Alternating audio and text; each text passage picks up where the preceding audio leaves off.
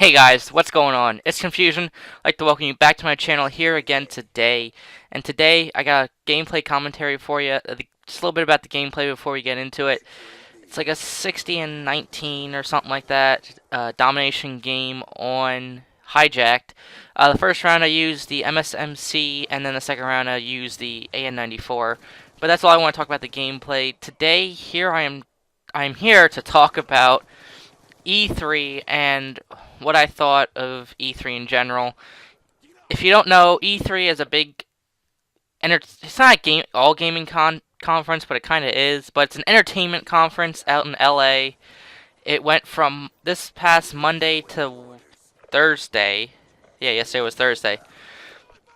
And I'll just say the first thing I have to say about E3 is it's going to be a great year if you're a gamer. There's so much there's so many good things that came out of E3. There's some bad things too, but there's a lot of good things that came out of E3 that I'm super excited for, and I guess I'll go into that now. And the biggest thing I want to talk about is kind of some bad things to start off, and that's the console wars. And I'm really getting tired of all the console war, I'll say it, bullshit that's happened over the past couple days. If you don't know, Microsoft and both Microsoft and Sony released the prices and more information about their new consoles coming up this year. And as it turns out, the Xbox One will cost you $499 at the end of November, and then the PS3 or the PS4, excuse me, will cost you $399 at the end of November as well. And when when Sony was going up and they released the price, people were like, "Oh, shots fired! Oh, shots fired! Oh, shots fired!" Who really gives a shit? Honestly, I'm sorry, but I think console wars are pretty stupid. Now, I will admit, I did hate the PS3. I did have one for a little bit, and I found it to be awful, and I sold it. But I've talked to a lot of people, and they've also agreed with me, so it's not like I'm fanboying out over Xbox. But just to say that because it's $100 less is like this big massive thing is just stupid. We're all we all enjoy playing video games. I don't understand why we have to like shit on each other just because we like a certain console or not. And for me personally, as long as I can get a job this summer and save up enough money, I'm probably going to get both consoles because both are going to offer great experiences. Xbox has stepped it up. There are some things that I don't like about it. Probably the only thing I'd have to say is the used game policy, but I really don't buy that many used games to begin with, so it's not that big of a deal. But so many people are like, "Oh, I can't play anymore because I can't buy my used games or share them with my friends." Well, first off, just buy a new game. It's like, if you're buying the game near the launch of the game, you're only going to save like $4 buying it used, so why not buy it new?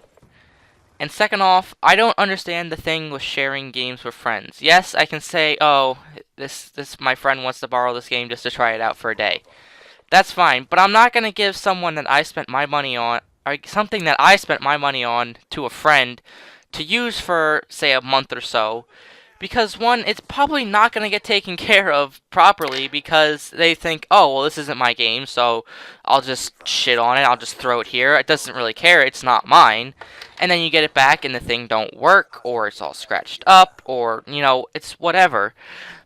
So, to be crying about saying that, "Oh, I can't share my games with all my friends," is kind of stupid. Let them go buy the game. It Microsoft did announce that you can share each game once with a friend as long as they are signed in on your as long as they've been on your friends list for at least 30 days. So there you go. You can share it with one friend. But, to say, "Oh, I can't share it with, 8, 9 of my friends," that's stupid. Because by the time you get it back, it'd probably be destroyed anyway, and then you'd be shit out of luck. So I think the whole sharing game thing is just stupid. all this console war stuff is just stupid. Both are gonna be great consoles, and that's probably why I'm gonna try to get both because, like I said, I did have a PS3 for a little while. Did not like it. Did not have any use for it. But now some people are going over to PlayStation because they don't like the Xbox. So I do want to try to get both, just partially because I want to play with my friends, but also because it looks like a great system and there's some cool, what are they called, exclusives coming to that game. So as everything goes right, by the end of the year, I should be able to bring you guys both Xbox One and PlayStation 4 content, and I'm really excited for it. I hope all goes well, that I am able to afford both consoles. If not, I honestly might get the PS3 or the PS. I honestly keep saying PS3, the PS4 first. I'm not sure yet though. I have to see what goes on during the summer and during the fall as far as a job and everything like that.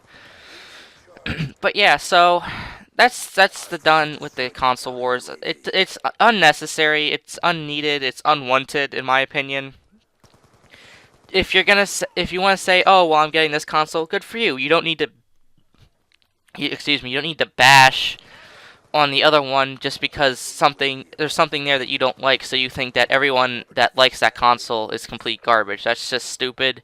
It's immature, and that's pretty much it. So now I'll move into games that I'm really excited for. Probably the game I'm most excited well, it's probably a tie, but the game I'm most excited for is probably Titanfall, which is an exclusive on the Xbox One. It's actually made from the original makers of Call of Duty. It's the original crew from Infinity Ward that were, I guess they left because of the lawsuit that went on between them and Activision. And then they formed Respawn Entertainment, which Titanfall it's basically a FPS mech shooter game. It's an online only game, but it's based around like a single player story, but you play it online with friends, and I think that's really cool. It's really innovative because it just, there's been mech warrior games before, but this one looks like it's probably gonna be I honestly think it might go up for FPS of the year. I'm not entirely sure on that, but it's pretty possible. Another game I'm really excited for is Battlefield 4, and that is going to be a game I'm bringing you a lot of content on because that game looks pretty amazing. The Frostbite 3 engine has brought so much destructibility into the game, and some people are saying, "Oh, it looks like the same thing from last Battlefield." Yeah, but last Battlefield was pretty good as well. I mean, the only thing that I don't like about it is how they let out the servers to the public, and then people turn the tickets up to like 1 million tickets, so the game gets pretty boring if it doesn't end. But other than that, the game is almost flawless. So why wouldn't they bring back what has worked and just update everything? It's running on 60 FPS now.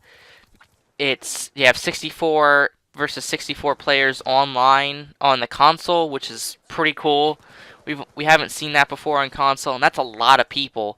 So the battles that are gonna happen on that game are just gonna be ridiculous, and that game is gonna might come up for FPS of the year too. I don't know.